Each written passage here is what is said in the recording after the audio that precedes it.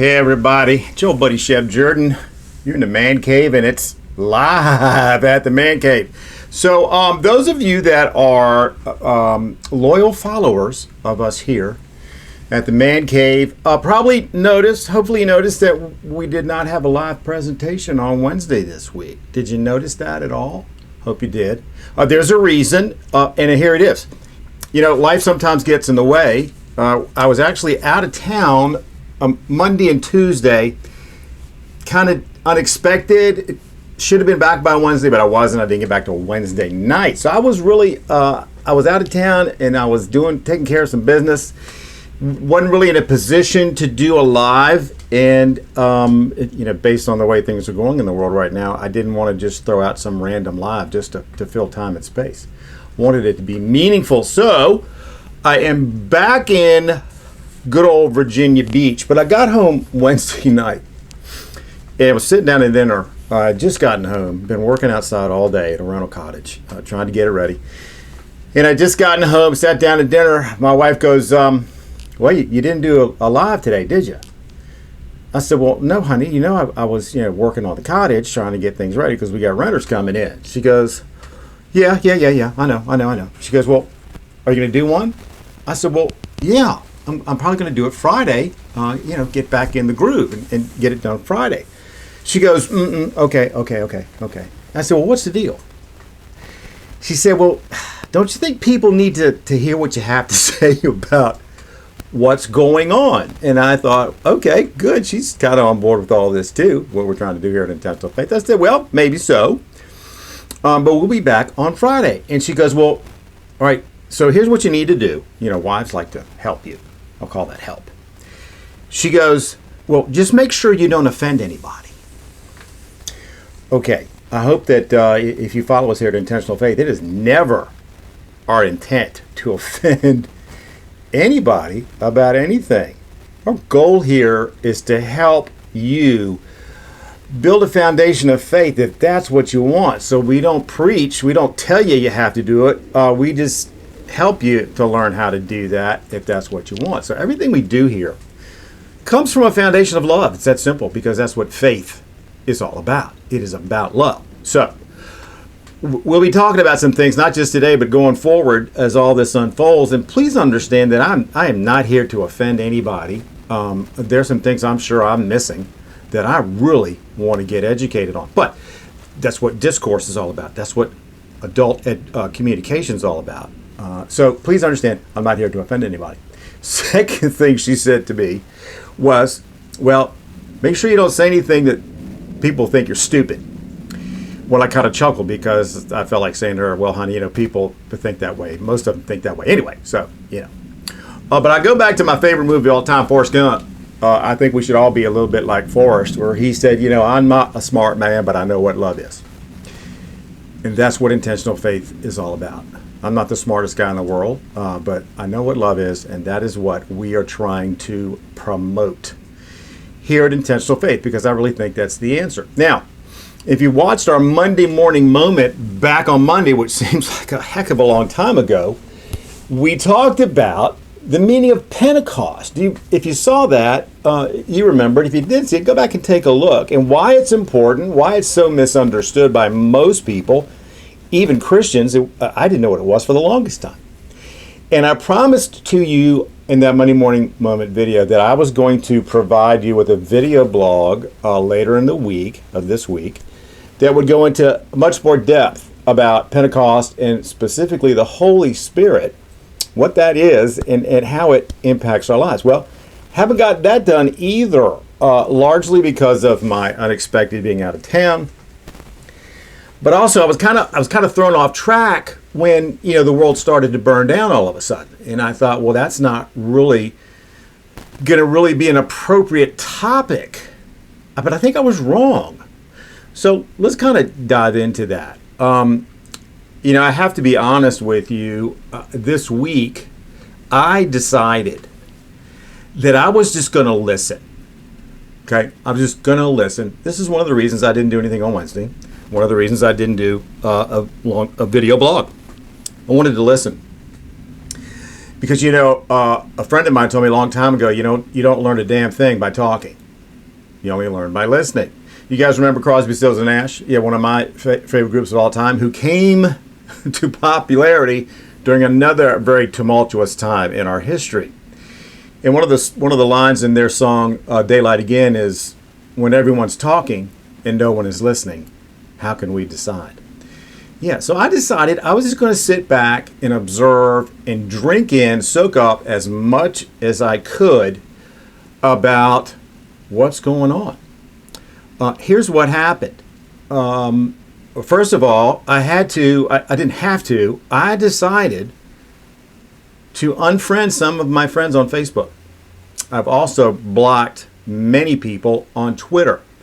Why do I have those social media? Why do I use them? Well, part of it's because of what we're doing here at Intentional Faith. It's a way to get out to the masses. Facebook, it's also a way to keep up with friends.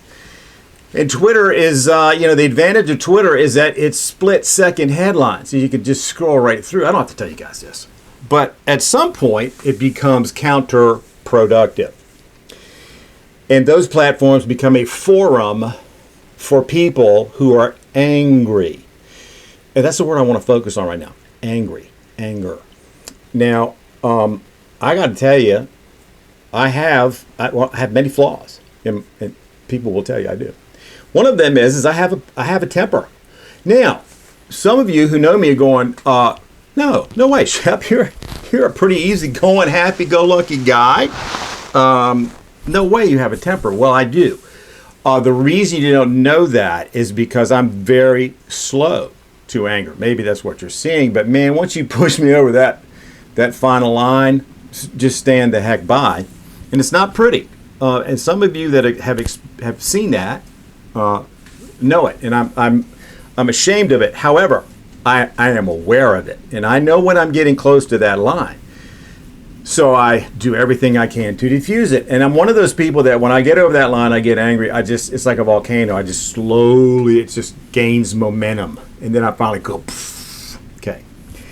Let me tell you what I've learned in 63 years. Every single time that I ever made any decision in a fit of anger was a major mistake. Every single time. And I've done it enough. I've made decisions when I was angry. I've done that enough to know that every single time it came back to bite me in my buttocks in a bad way. So here's what I thought this week. There are a lot of angry people in our country right now. I get that. The reason I've unfriended so many, and these are friends of mine, people I know. The reason I've blocked so many on Twitter is I'm getting nothing from the anger. We're not getting anything from the anger. I'm sorry you're angry. I'm not happy about what's going on either. But your anger is not going to help. It's just how it is. I'm living proof because I've made decisions under anger. They never work out. So what do we do? Well, I wanted to have a measured response when I finally got with you folks. I wanted to be able to be somewhat, just neutral in my emotions. Now, some of you who are of my age, the back nine of life, I bet you remember 1968. For some of you, that seems like an eternity ago. But in 1968, I was 11 years old, 11-year-old boy on the cusp of adolescence. And 11 is right about that time when you start to kind of leave childhood thinking and you start to really see things in the world and you wonder what the heck is going on. Well, that was me in 1968. And for those of you that don't remember 1968, let me just remind you of a couple names. Martin Luther King Jr., the Reverend Dr. Martin Luther King Jr., Robert Francis Kennedy, Bobby Kennedy. You remember those guys? Okay. This was a time of enormous upheaval and turmoil in this country for much of the same issues we're facing now. And today, I was thinking this morning about that time frame. I thought, if they'd had social media back then, it would have made what we're going through now seem like nothing. Folks, it was bad. Bad enough that those two people I just mentioned, Dr. Martin Luther King Jr. and Bobby Kennedy, were both assassinated because they were preaching the right words. They both got it. They understood nothing happens when you're angry. Nothing good happens. A lot happens when you're angry. Nothing good happens when you're angry. What bothers me today is that I haven't heard Martin Luther King's name mentioned one single time in the last week. I don't get that. Why not? Has there ever been any other person in recent memory, modern history, that accomplished more through civil disobedience without violence? I mean, the guy, he had it. He knew what he was doing. The things he said just made sense. And then he was assassinated. Bobby Kennedy kind of understood that you got to reach a balance and that everybody matters. Blacks, whites, Hispanics, you name it. Everybody matters. He had that. And he was running for president. He was going to win. He just was. And then they assassinated him. I don't understand any of that. Why aren't we talking about the people that in the past did make a positive impact and did so in a positive way without anger? Anger is horrible. I hate it. I'm getting angry about it. All right, as you can imagine, I've been thinking all week about, I do show notes. I've got so many notes here that because I kept changing my mind, what am I going to say? What am I going to say? I don't know. I don't know what life is like for a black person in America. I don't know what life is like for a Latino person in America. I don't know what life is like for an Asian or gay person. All I know is what life is like for me, because I'm the only one that experiences my life. And my life is not, I'm not a white guy. I'm not, an over 60 guy. I'm Shep. I'm a human being. Please don't label me, because what that does is it points out the differences. We need to be pointing out the similarities. Okay, I'm a child of God. All of us are. We seem to have forgotten that. And for somebody to say they know what it's like to be me, it's just, isn't it kind of stupid? Oh my God, did we just lose Facebook? Come on, man. Anyway, it's kind of, it just doesn't make sense at all, I don't think, for someone to tell me what it's like to be me. But it's coming from anger. Yeah. Okay. All right. So where do we go from here? Here's some things that concern me, just throwing these out for you. Can you legislate feelings? Can you make laws to control feelings? Well, I suggest you can't. You can, but that's like telling people how to feel. And that's what this is really all about, isn't it? It's about feeling. Now, you can legislate behavior like don't rob a bank. That's a behavior. But you really can't legislate feelings. So if we're depending on government to fix this, is that really going to work? I don't think it works. I don't think you can legislate feelings. Okay, I'm just going to leave that right there. So as we get to the end today, well, I think what came to my mind as I was going through this is that I was going to be talking about the Holy Spirit this week. And at first I thought, nah, that's not going to work. But in reality, that's exactly what we need to be talking about. None of this that's going on in our country right now is going to be fixed without God. None of it.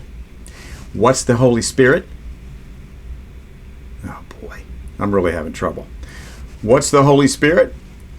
Well, the Holy Spirit is the Spirit of God that lives within you. The Holy Spirit is the Spirit of God that lives within you. And when that Holy Spirit comes upon you, then you experience the love of God.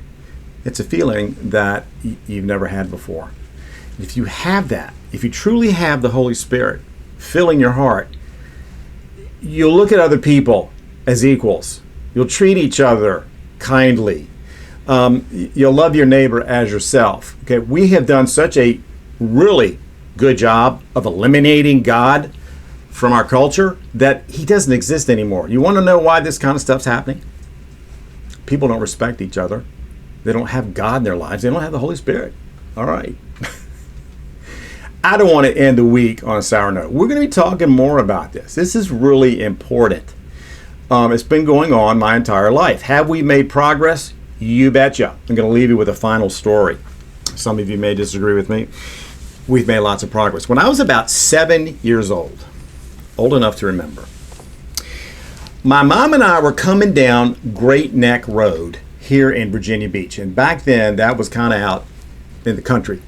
But you guys know what I'm talking about. And we were coming from north to south. So we were coming down Great Neck Road and getting ready to get to Shore Drive. And when we got to the stoplight, this is not a route we took very much. This was back when Virginia Beach was small. And anyway, that wasn't a route we took very much. But we got to the stoplight there at Shore Drive and getting ready to take a right turn. And I look across Shore Drive and there's an amusement park. Holy cow! Now, of course, I knew all about Seaside Amusement Park down at the oceanfront. There was another amusement park I knew nothing about. I said, "Hey, Mom, look at that." She said, "Yeah, it's an amusement park." I said, "Well, let's go. When are we going to go?" And there was a brief silence. And she said, "Well, we can't go." I said, "What do you mean we can't go there? Of course we can go there." She said, "Well, that is Seaview Beach Amusement Park, and that's for black folks only." I said, "What?" She said, "Yeah, it's for black folks only." And then she proceeded to tell me that, those folks, the black folks, weren't welcomed, weren't even allowed, Jim Crow, weren't allowed at Seaside Park, which was where we used to go every summer. Well, I was dumbfounded. None of that made sense to me. None of it. I was 7. See, I hadn't learned. I hadn't been taught that stuff that seems to infect us so much these days. It's a learned thing. It can also be unlearned. Okay, love your neighbor as you love yourself. All right, friends and neighbors, I've gone on far too long. This is an important topic. We're going to keep talking about it.